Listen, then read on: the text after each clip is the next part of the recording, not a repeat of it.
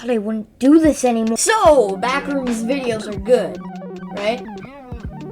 Right? Many believe Kitty is the safest entity in the Backrooms, but that's not entirely true. Okay, I think they fell off. But they're, hold on, let me think of a reason.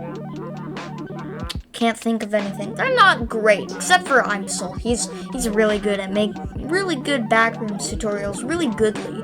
But don't you want to make something like this?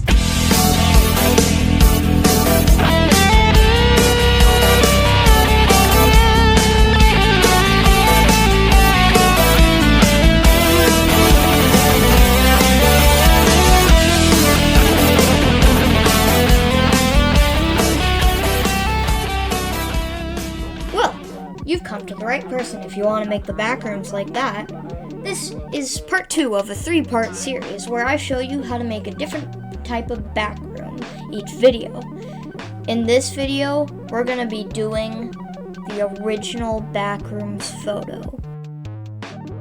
Let's start by deleting everything and adding in a plane. Scale it up by 7. Now let's add in a cube. Move it up by 2, scale it on the Z by 2, duplicate our plane and move it up by 4. Now make our wall really skinny, about 0.2. Make it longer by about 3 or 4. Control A and apply scale. Add a material for the floor.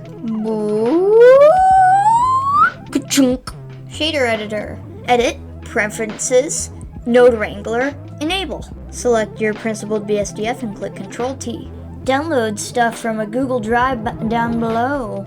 Use this texture for the carpet. Not everything is perfectly rough, so turn the roughness to a round 1. Take the output of the texture and put it into a bump. Use the height. Go into the UVs and scale it up. Mess with the bump. It's your Backrooms. Make it to your liking.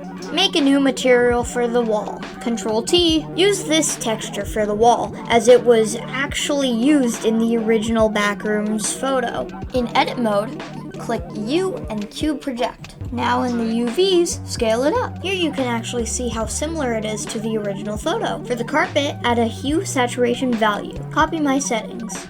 For the ceiling, subdivide it 10 times. Double-click I to inset faces. Make it skinny. Click Control I to invert selection. Move it down a bit. Control I, go into face mode, and then Control I again. Make 3 materials and make one of them an emission. For the second material, make it more metallic and less rough. Click Assign. Change the render engine to cycles and use GPU. In top-down view and in wireframe mode, duplicate your walls around a bit. Try to stick to the original architecture of the images, but be creative. Select the ceiling and go into edit mode. Select some lights. Click Assign with the emission material. If your room is too small, add an array modifier for the floor and the ceiling. Also, add boundary walls. If you want your room to be brighter, set the emission strength to 9. Pay attention to the walls while you change the color of the light to match a more yellow tone. Add a camera and use Ctrl-Alt-0 to position it where you want it to. Change your camera settings. I personally like a square render with a low focal length. Add depth of field. Change your render samples to 128 or 64. Render! That's pretty much it for the scene. No compositing needed, but you could add a little touch by going into post-processing with a phone or an old digital camera. Okay, so here we are in our Blender scene. So I'm just going to render this. And I turned off denoising so it's a bit more noisy. But all you need to do is go into your settings. I don't think it matters if it's on Apple or Android. It doesn't.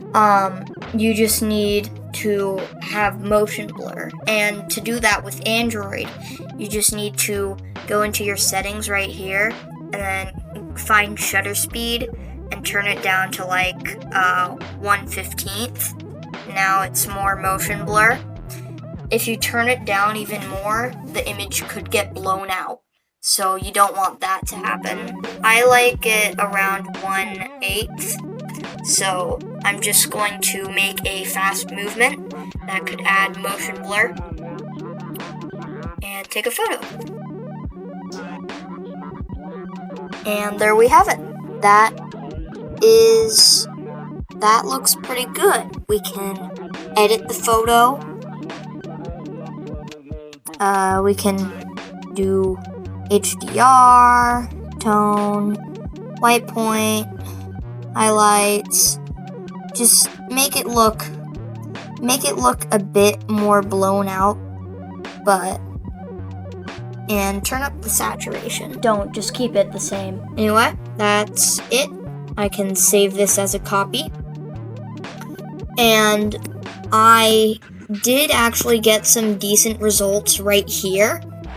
And I really like how the phone actually blew out the wallpaper, and I really like that, so I used it as a community post for this video. But yeah, that is how you do the compositing, kind of. That's how you do the post-processing. And that's how you get pretty close to the original Backrooms photo. Obviously, you can't get exact because, it's a real photo. CG can't live up to that. But I hope this video helps you. And goodbye. I'll see you on the third one.